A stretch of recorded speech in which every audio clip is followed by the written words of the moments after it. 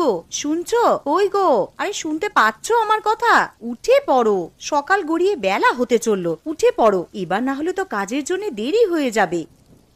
আরে কি হয়েছে বলো তো? আরে সকাল সকাল চেঁচাচ্ছ কেন? দেখতে পাচ্ছ তো যে সকাল থেকে বৃষ্টি পড়ছে। আজকে আর কাজে যেতে ভালো লাগছে না, আমাকে একটু ঘুমাতে দাও দেখি।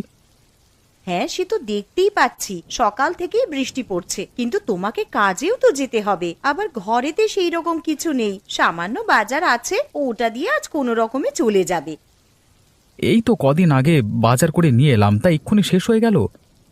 তার শেষ হবে না? তুমি একদিন সামান্য পরিমাণে বাজার করে নিয়ে আসবে, আর সেটা কি সারা মাস ধরে চলতে পারে নাকি? আরে উঠে পড়ো, উঠে বাজারে যাও তো। দেখো গিন্নি, আজকে সকাল থেকে প্রচন্ড বৃষ্টি পড়ছে। আমি আজকে কাজেও যাব না আর বাজারও করতে যাব না, যা আছে ওদিক দিয়ে আজকে চালিয়ে নাও আর কি। কালকে সকাল সকাল উঠে বাজারে যাব। আমাকে এখন বিরক্ত করো না, ঘুমাতে দাও, ভালো লাগে না।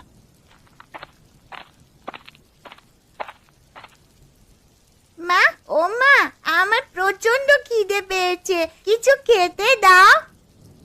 এই তো সোনা, রান্নাঘরে কয়েকটা আলু ছিল, তাই দিয়ে আলুর তরকারি রান্না করতে বসিয়ে এসেছি। আর কিছুক্ষণ অপেক্ষা কর, তরকারি হয়ে গেলেই খেতে দিচ্ছি তোমাকে, কেমন?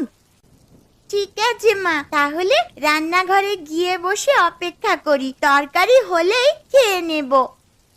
হ্যাঁ সোনা, তুই যা, গিয়ে আগে হাত পা ধুয়ে নে, তারপর রান্নাঘরে খেতে আসবি।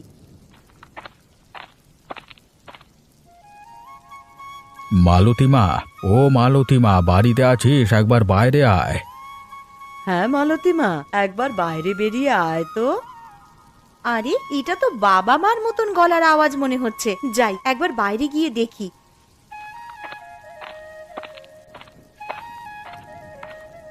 আরে তোমরা হঠাৎ করে আমাদের বাড়িতে চলে এলে, আবার এই ঝড় বৃষ্টির দিনে? হ্যাঁ রে মা, চলি এলাম এই বৃষ্টির দিনে। বাড়িতে বসে বসে আর ভালো লাগছিল না।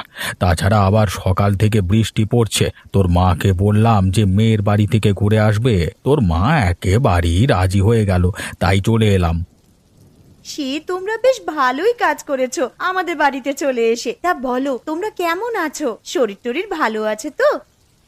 কেমন আর থাকবো রে মা, ঠাকুরের অশেষ কৃপায় বেশ ভালো রকমই দিন কেটে যাচ্ছে। তা তোরা কেমন আছিস বল? আমরাও খুব ভালো আছি মা। আরে দাদুন, দিদুন, তোমরা কেমন আছো? দিদি ভাই, খুব ভালো আছি।